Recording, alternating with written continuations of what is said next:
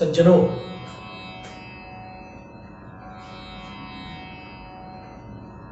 भक्ती मार्गाने साधनेला सुलभता येते. म्हणजे साधनेला सुलभपणा येण्यासाठी भक्ती मार्ग हा अत्यंत महत्वाचा मार्ग आहे, उपयोगाचा मार्ग आहे. साधनेला सुलभता येते, याच सोबत साधकाला आत्मज्ञान प्राप्त होते. आणि आत्मज्ञान प्राप्त झालं की मग आपोआप सत्व, रज आणि तम या 3 गुणांना दूर सारून साधकाला त्याच्या पलीकडचं पाहण्याचं सामर्थ्य प्राप्त होतं. खरं पाहिलं तर साधक जेव्हा ईश्वराची पूजा करतो तेव्हा पूजेसाठी गंध, फूल, धूप, दीप यासोबतच अनेक अजून लागणारी जी साधनं आहेत या सर्वांची आवश्यकता आहे.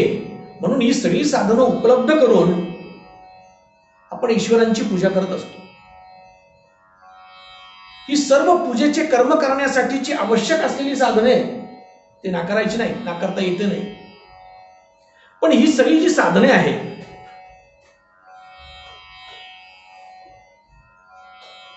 ही सर्व शरीररूपी साधनेच्या साह्यानं परमेश्वराची सेवा करतात. पण ही सर्व साधनेच म्हणून या सर्व साधनालाच आपण पूजा म्हणून बसलो तर चालणार आहे का? नाही. पूजा करण्यासाठी लागणारे ही साधना आहे. हे साधना म्हणजे पूजा नव्हे, त्याची आवश्यकता आहे, आवश्यकता नाकारायची नाही आहे. पण साधन म्हणजे पूजा नव्हे, पूजेसाठी लागणारं साहित्य आहे. याचप्रमाणे संसार रूपी वृक्ष एकमेकाला साधन अवयव म्हणून एकमेकांची सहाय्यता घेऊन परमेश्वराची वर्षानुवर्ष युगानुयुगे खरा साधक सेवा करत राहतो. कारण शास्त्रानुसार प्रत्येक क्रिया म्हणजे परमेश्वराची पूजा आहे. पण तो भाव तसा अंतःकरणात असायला हवा.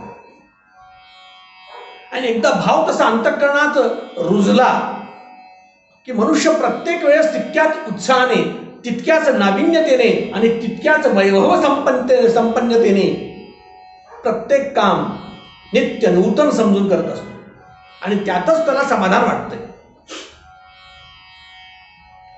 कर्म, भक्ती आणि ज्ञान हे साधकाचं अंतिमतः एकरूप होऊन जातंय. एकमेकात सहजगत्या कळत न कळत हे मिसळलेले असतात. आणि जेव्हा हे सर्व कर्म, भक्ती आणि ज्ञान एकरूप झालं त्याच वेळेस साधकांचं जीवन सफल झालं.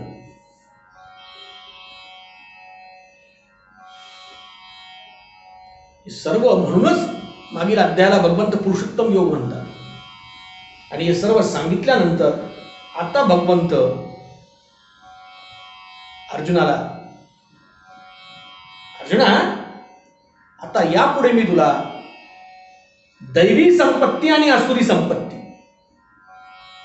त्याची लक्षणं, कोणाला दैवी संपत्तीवान मनुष्य म्हणावं, कोणाला आसुरी संपत्तीवान मनुष्य म्हणावं, याविषयी काही सांगेन. की ज्या योगे साधकांना आपल्या जीवनाचा प्रवास साधनेच्या साहाय्याने करताना योग्य मार्ग स्पष्टपणे दिसू लागेल. भगवंत म्हणतात मनुष्य गुणाच्या संगी, आता गुण म्हणजे हे 3 गुण आहेत, सत्वगुण, रजोगुण आणि तमोगुण. मनुष्य गुणांच्या संगे कसा प्रवास करतो आणि कसा राहतो याचं वर्णन आता सविस्तरपणे ऐक. खरं पाहिलं तर अर्जुनांच्या मनात आप्तस्वकीयांविषयी लढताना ज्या काही शंका निर्माण झाल्या त्या शंकाच्या निरसनार्थ भगवद्गीतेचा जन्म झालाय. आप्तस्वकीयांशी युद्ध करू नये या अर्जुनाच्या मनोदयानं या गीतेची निर्मिती आहे. अर्जुनाने विश्वरूपाच्या शांतीचा आश्रय घेऊन आपले अंतःकरण शांताने अलिप्त ठेवावे आणि त्याचबरोबर प्रकृतीचे कृतिशील कार्य व्यवस्थितपणे पार पाडावे हे सांगणे, हेच प्रतिपादन म्हणजे गीतेचा सार आहे. अर्जुन हाही मनुष्य आहे हो, आणि अर्जुन हा मनुष्य मानून तो कर्तव्य करण्यास बांधील आहे, म्हणून गीतेचा जन्म आहे. भगवंत म्हणतात, बा अर्जुना, तू क्षत्रिय कुलात जन्माला आलेला आहेस, युद्ध करणं हे तुझं कर्तव्य कर्म आहे आणि त्यासाठी तू युद्धास सज्ज झाला पाहिजेस, त्यासाठी तू युद्धास तयार राहायला पाहिजेस. युद्ध करणे हाच तुझा स्वधर्म आहे, त्याचे नियत कर्म आहे. आणि नियत कर्म टाकून देऊन, कर्तव्य कर्म टाकून देऊन वनात जाऊन साधुत्वाला शोभणारी जीवनाची वाटचाल करणे हे अर्जुनासारख्या धीरदत्त पुरुषाला अयोग्य आहे, हेच भगवंताचं सांगणं आहे. म्हणून भगवंत म्हणतात, अर्जुना, अरे नियत कर्म करण्यासाठी तू तयार हो. प्रामाणिकपणे आळस न करता जसे जमेल आणि जेवढे करता येतील तेवढे कार्य हे साधकांनी केलेच पाहिजे, हाच परमात्म्याचा आदेश आहे. मला जमेल का, मला पेलवेल का, कसं करावं, तुमचं ठीक आहे बाबा, आम्हाला कसं जमणार. प्रामाणिकपणे आपलं काम आपण केलं पाहिजे, हाच भगवंताचा आदेश आहे. आणि हे नियत कर्म हे ईश्वरी कार्य आहे असं अंतःकरणात मनोभावे हे समजलं पाहिजे, ठासून भरलं पाहिजे. आणि असं झालं तर आणि तरच उत्तुंग असे अधिष्ठान त्या साधकाला लाभत असते. हे भगवंताचं प्रतिपादन आहे.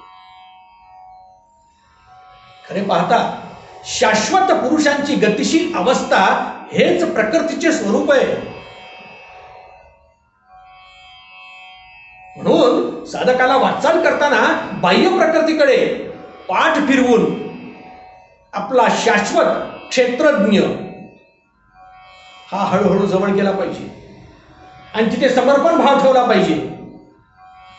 आणि समर्पण भाव ठेवून त्याला प्राप्त होण्यासाठी, त्याला आनंद देण्यासाठी, त्याला समाधान मिळेल यासाठी साधकाने अत्यंत दृढतेने याच दृष्टीने व्यवहार केला पाहिजे. खरं म्हणजे कर्म जी करावयाची आहे आणि मनुष्य कर्म जे करतो ते भगवंत म्हणतात, अरे ते माझी अखंड निर्मिती आहे, अखंड निर्मिती आहे. आणि म्हणून जी जी काही कर्म होतात ती ईश्वरच करून घेतो असा भाव साधकाच्या अंतःकरणात प्रामाणिकपणे असावा. करता करविता तूच आहेस. आणि जसा हा भाव अधिकाधिक दृढ होत जाईल ना, अधिकाधिक वृद्धंगत होत जाईल ना, मुक्त मानवाच्या कर्माचे हे उत्तम रहस्य ठरणार आहे. मानव अधिकाधिक मुक्त होत जाईल, त्याला कर्माची बाधा लागणार नाही. की बा मी जे काही करतो, रात्रंदिवस माझ्याकडून जे जे काही कर्म होते ते निमित्त मात्र मी आहे. दयाळा, सर्वसाक्षी परमेश्वरा, हे तूच करून घेतोस, हे तुलाच समर्पण आहे. मी कोण, हा भाव प्रामाणिकपणे अंतःकरणात हळूहळू जेव्हा दृढ होईल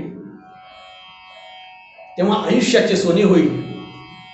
साधक साधनेच्या बळावर अखंडपणे साध्यतेकडे आकर्षिला जाईल. पण हा बदल ज्ञानाने होऊ शकतो. आणि भगवंत मागे सांगतात, बा निस्सीम भक्तीच्या जोरावर तू अखंडपणे साधना केली आहेस तर ज्ञान मीहून तुला द्यायला तयार आहे. भगवंत ज्ञान सुद्धा प्रदान करायला तयार आहे, पण भक्ती मार्ग प्रामाणिकपणे साधकांनी अवलंबणे हेच ईश्वराला अपेक्षित आहे. आपल्या कर्माचा स्वामी तो परमात्मा आहे ही एकदा जाणीव झाली ना, म्हणजे मग प्रकृतीचे योग्य ते सहाय्य घेऊन मनुष्य कर्तव्य कर्म करण्यास सज्ज राहतो. पण ही जाणीव होणं आवश्यक आहे. मी कोण, घेतो श्वास फिरून उठतो ही ईश्वराची दया. हा भाव एकदा प्रामाणिकपणे अंतःकरणात रुजल्या गेला. रात्रंदिवस त्याच्या विषयीची कृतज्ञता, त्यांनी आमच्यावर केलेले अगणित उपकार या संबंधीची जाणीव अंतःकरणात अहोरात्र तेवत राहिली की भगवंत म्हणतात त्याचा मार्ग सुखकर होतो, त्याचा मार्ग प्रशस्त होतो. साधकाला अशा प्रकारे प्राप्त झालेल्या ज्ञानामुळे तेज चढते. प्रकृतीत आणि पुरुषात भेद स्वीकारूनही अंतिम स्थानापर्यंत जाण्यासाठी काही गोष्टी साधकाने समजून घेतल्या पाहिजेत.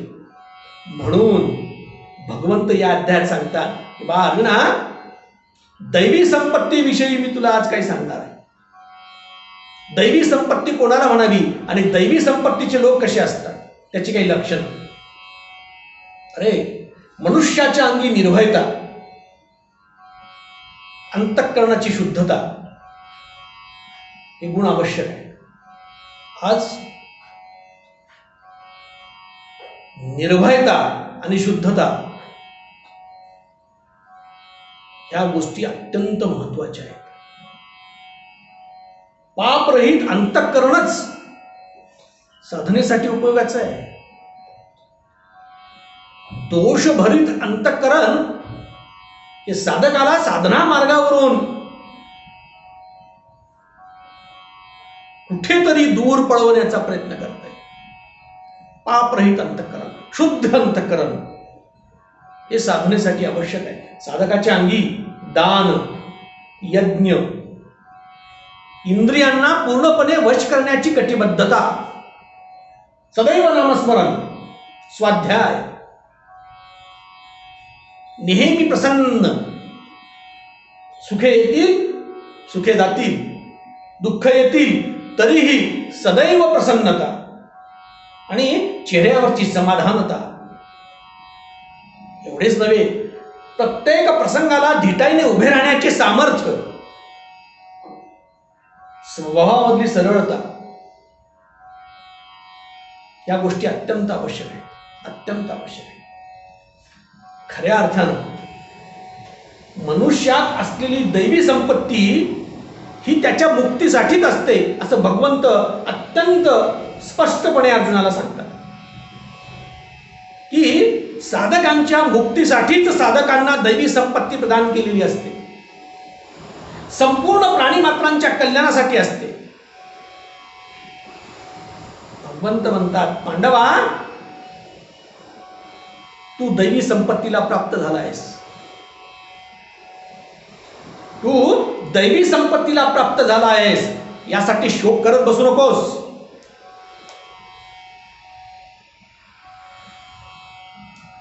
अरे, प्रत्येक मनुष्याच्या अंतःकरणात नेहमी युद्धाचे प्रसंग येत असतात. प्रत्येक मनुष्याचं जीवन प्रवास हे एक युद्धच आहे. हो, हे एक युद्धच आहे. मनातील चांगल्या वाईटांचा विकार, हे चांगलं ते वाईट, असा जो झगडा लागतो ना, त्याला युद्धच म्हणावं का नाही. आणि म्हणून दैवी संपत्तीचे साधकाने प्राणप्राणे जतन करून ईश्वरी कार्यात स्वतःला झोकून देणे, यातच खऱ्या अर्थाने व्यक्ती आणि समाज, व्यष्टी आणि समष्टीचे कल्याण आहे. मनुष्याच्या दोन प्रकारची प्राणीसृष्टी आहे बरं का. एक दैवी संपत्ती म्हणजे दैवी सृष्टी, आणि दुसरी आसुरी सृष्टी. ही सुद्धा एक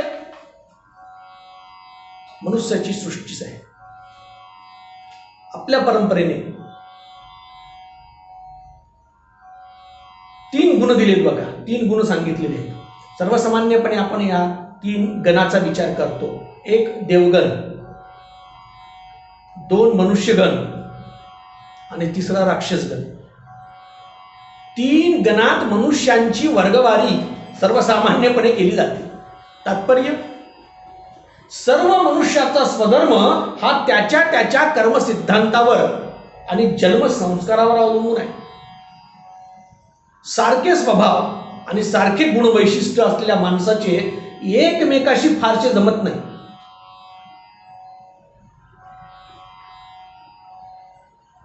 हा एक स्वतंत्र अभ्यासाचा विषय. पण दैवी संपत्ती आणि आसुरी संपत्तीचे लोक असे दोन प्रकारचे लोक परस्पर विरोधी जीवन जगताना प्रत्ययास येतात. म्हणजे सत प्रवृत्ती विरुद्ध असत प्रवृत्ती. आणि ह्या दोन प्रवृत्ती अगदी अलीकडे नाही, प्राचीनतम काळापासून चालत आलेल्या आहेत. प्राचीनतम काळापासून. म्हणजे चांगल्या वाईटाचं भांडणं जसे मनुष्याच्या अंतःकरणात चालत असते तसंच बाहेरही चालत असते. एवढंच काय, कौरव आणि पांडवांचं युद्ध हे कुरुक्षेत्रावर घनघोर झालं आपण म्हणतो. याच पद्धतीचं द्वंद्व मनुष्याच्या अंतर्गत कुरुक्षेत्रावरही अखंडपणे चालत आलेलं आहे. एक वेळेस वागताना आपल्याला क्वचित प्रसंगी व्यक्ती सज्जन वाटतो आणि तोच व्यक्ती दुसऱ्या वेळेस कुठल्या तरी वागताना अरे वाटलं नव्हतं, आम्ही यांना सज्जन म्हटलं. म्हणजे दुसऱ्या वेळेस तीच व्यक्ती दुर्जनतेचं दर्शन आपल्याला घडवीत असते. म्हणजे सद्गुण आणि दुर्गुण आपल्याला एकातच पाहायला मिळतात का नाही? जसं एकाच मनुष्याच्या अंतरंगात सद्गुण आणि दुर्गुण पाहावयास मिळतात, तद्वत त्याचप्रमाणे मनुष्याला तेच सद्गुण आणि निर्गुण बाहेरही पाहावयास मिळतात. आणि ही प्रवृत्ती अनादिकालापासून चालत आलेली आहे. राक्षसी वृत्ती इतिहासात आपल्याला हे दिसून येते की राक्षसी वृत्तीमुळे कशा कशा पद्धतीने ही आसुरी शक्ती सज्जनांवर अतोनात छळ करती झाली हेही आपल्याला लक्षात येऊ शकते. आणि म्हणून भगवंत सांगतात की बा अर्जुना, दैवी संपत्ती पहिल्यांदा तू समजून घे माले. दैवी संपत्ती ही फार महत्वाची आहे.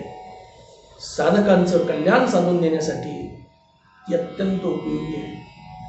आणि जणू काही अर्जुनाला आश्वासनपूर्वक ग्वाही देतात की बा अर्जुना, तू दैवी संपत्तीच्या वंशात जन्माला आलेला आहेस, जी संपत्ती फक्त परमात्म्याचाच उद्देश ठेवते आणि त्याच पद्धतीने आचरण करते. हे सांगितल्यानंतर भोग भोगणे आणि संग्रह करणे हा ज्यांचा संसाराचा उद्देश आहे अशा लोकांची संपत्ती भगवंत सांगतात. पण म्हणतात अर्जुना, अरे ढोंग म्हणजेच दंभ, उन्मत्तपणा, घमेंड, निष्ठुरपणा, क्रोध, मोठेपणाचा अभिमान, थोडक्यात अविवेक, ही सर्व म्हणाले आसुरी संपत्तीचे लक्षण आहे. आणि असा आसुरी संपत्तीचा वारसा घेऊन जन्माला आलेल्याची मनुष्य एक दैवी संपत्तीच्या विरोधी भागात असतात. धर्म आणि अधर्म यांच्याविषयी कुठलीही जाण त्यांच्याजवळ नसते. कशालाही धर्म समजणे आणि किंवा अधर्माला धर्म समजणे हेही त्यांना कळेनासे होते. अरे एवढेच काय, शुचिता आणि आचार यांच्याविषयी त्यांना गंधही नसतो. शुद्ध आणि अशुद्ध आपला व्यवहार कसा आहे याच्याविषयी किंवा वडीलधाऱ्या माणसाशी कसे वागावे आणि कसे वागू नये, सत्य आणि असत्य याविषयी त्यांची दृष्टीच नसते. ही आसुरी संपत्ती जवळ करणारी लोक आहेत. अशी माणसे अर्जुना पशुपेक्षाही निकृष्ट असतात. अशांची बुद्धी परमात्म्याचा निश्चय अशांच्या बुद्धीत होणे दुरापास्त आहे. अत्यंत कठीण आहे, अत्यंत कठीण आहे. अरे ही माणसे संसार लंपट असतात. म्हणून त्यांना सतत सतत सतत काम आणि त्याचा भोग घेणे एवढेच महत्वाचे वाटते आणि म्हणून त्यातच ती रममान होतात. संसार लंपट माणसं कामाचा उपयोग घेऊन त्याच्यात रममान होणे यातच सदा व्यतीत आपलं जीवन करतात. भगवंत त्याला आसुरी प्रकृतीची माणसं म्हणतात. अशी माणसे कधीही पूर्ण होणाऱ्या अतृप्त अशा कामाच्या आहारी जाऊन पुढे ढोंगी बनतात आणि मानापमान आणि उन्मत्तपणा यामध्ये मदमस्त आणि चूर होऊन वेडेवाकडे आचार अवलंबतात. वेडेवाकडे आचार पाळतात आणि हे लोक पुढे पुढे अतिमोहामुळे दुराग्रही वृत्तीमुळे या जगात उथळ मात्याने वावरताना दिसतात. म्हणून हे अर्जुना, आसुरी संपत्ती दूर करण्यासाठी काम, क्रोध आणि लोभ हे मुळातून सोडले पाहिजेत. ज्यांना असं वाटतंय की आसुरी वृत्ती आम्हाला संपवायची आहे, त्यांनी आरंभ केला पाहिजे काम, क्रोध आणि लोभ यापासून दूर राहा. कारण कामातून क्रोध आणि लोभ उत्पन्न होतो.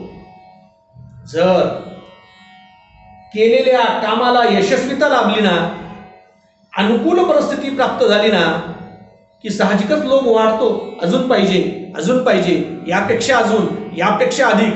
म्हणजे कामाला मिळालेली यशस्वीतेची पावती ही हळूहळू साधकाला कामातून लोभात परिणत करते. आणि त्याच्या उलट त्याच कामातून जर प्रतिकूल परिस्थिती निर्माण झाली, जर यश मिळालं नाही, तर त्याच कामाची परिणिती क्रोधात निर्माण होते. राग यायला लागतो. असं कसं झालं, मी एवढं केलं आणि मला हे प्राप्त का नाही झालं. क्रोधात निर्माण होतो. म्हणून काम आणि क्रोध आणि लोभ ही नरकाची 3 दारे आहेत. त्याला भगवंतांनी त्रिविध दारे म्हणून संबोधलेलं आहे. तेव्हा या तिघापासून साधकाने दूर राहणे हेच त्याच्यासाठी इष्ट आहे. याच्यापासून स्वतःचा बचाव करून घेणे हाच उत्तम मार्ग आहे. आणि याच्यापासून जर खऱ्या अर्थाने स्वतःचा बचाव करून घ्यायचा असेल तर एकमेव मार्ग म्हणजे संयम. संयमाशिवाय गती नाही. या त्रिविध नरकाच्या द्वाराला दूर लोटायचं असेल तर साधकांनी संयमाला जवळ केलं पाहिजे, संयम आत्मसात केला पाहिजे. तर आणि तरच काम, क्रोध आणि लोभ यापासून आपल्याला हळूहळू निवृत्त होता येईल. या चराचर सृष्टीत वावरत असताना अत्यंत सावधपूर्वक, अत्यंत संयमपूर्वक वागणे. आणि असं वागताना मधोमधी जेव्हा जेव्हा आपल्याला आवश्यकता पडते त्या त्यावेळेस शास्त्राची कास धरणे, शास्त्रीय संयमाच्या निर्देशानुसार आपल्या जीवनाची वाटचाल करणे, हेच आणि हेच सत्यनिष्ठ माणसाची कर्तव्य प्रणाली आहे. सत्यनिष्ठ व्यक्तींची हीच आचारसंहिता आहे. अशा पद्धतीने जो वागतो तो स्वतःचेही कल्याण करून घेतो आणि परमगतीला प्राप्त होतो. अरे जो शास्त्रविधीच्या विरुद्ध आपल्या मनाच्याच इच्छेने नेहमी आपलं स्वतःचं आचरण करतो तो अर्जुना, अरे सुखालाही मुक्तो, सिद्धीलाही मुक्तो, परमगती तर फारच दूर राहील. तो कधीच परमगती प्राप्त करू शकत नाही. म्हणून मनुष्याने कर्तव्य आणि स्वतःचं अकर्तव्य या संबंधीचा विचार बारकाईने केला पाहिजे. आणि हा विचार करताना शास्त्र प्रमाण मानून आपली वाटचाल केली पाहिजे. भगवंत म्हणतात, अर्जुना तू हे सर्व जाणून घे बरं का. जे शास्त्र प्रमाण आहे, शास्त्रविधीने जे मान्य केलेले कर्म आहेत ते कोणते हे तू समजून घेतलं पाहिजेस. आणि हे समजून घेऊन कर्तव्य कर्म करावयास तू सिद्ध झालं पाहिजे. तू सिद्ध झालं पाहिजे. काय मुळात भगवंताची आंतरिक इच्छा हीच आहे की अर्जुनाने शहाणं व्हावं, अर्जुनाने ज्ञान संपादन करावं आणि ज्ञान संपादन करून स्वधर्म, स्वतःचं कर्तव्य कर्म करण्यासाठी मनाने सिद्ध व्हावं. म्हणून भगवंत अर्जुनाला वेगवेगळ्या प्रकाराने वेगवेगळा विषय एकाच केंद्रबिंदू भोवती सूत्रबद्ध पद्धतीने सांगताना आपल्याला दिसतंय. कारण राक्षसी वृत्तीचा त्याग करून नीतिगुण संपन्न सुसंस्कृत ईश्वराला आवडेल अशाच पद्धतीची जीवन प्रणाली ही खऱ्या अर्थानं समाजाच्या स्वास्थ्यासाठीही उपयोगाची आहे. एक प्रचलित म्हण आहे बघा, एकमेका सह्य करू अवघे धरू सुपंथ. म्हणजे आपल्या सर्वांचे एकमेकाच्या सहकार्याने नित्यमान जीवन वृद्धिंगत करणे हेच आणि हेच ईश्वराला अपेक्षित आहे. नीतिमत्ता, कायद्याची तत्वे ही सगळी अंगीकारावी आणि ही अंगीकारून आपलं जीवनाची वाटचाल करावी. आणि ईश्वरी उपदेश सुद्धा हेच मार्गदर्शन करताना दिसतात. आणि सामाजिक स्वास्थ्य सुद्धा यामुळे सुरक्षित होते, संरक्षित राहते. म्हणजे लौकिक आणि पारलौकिक आनंद आणि समाधान आणि स्वतःची खऱ्या अर्थाने प्रगती व्हावयाची असेल तर दैवी संपत्ती अंगीकारणे आणि आसुरी संपत्तीला हळूहळू हळूहळू कटाक्षाने आणि दक्षतेने दूर सारणे हे साधकांसाठी अत्यंत आवश्यक आहे. आणि हे जेव्हा होईल तेव्हा व्यष्टी आणि समष्टी दोघेही सौख्य आणि समाधानाने नांदू शकतात. हीच या अध्यायामध्ये भगवंताचं साधकांप्रती मार्गदर्शन आहे. कुंडली कवरदा हरी विठ्ठल.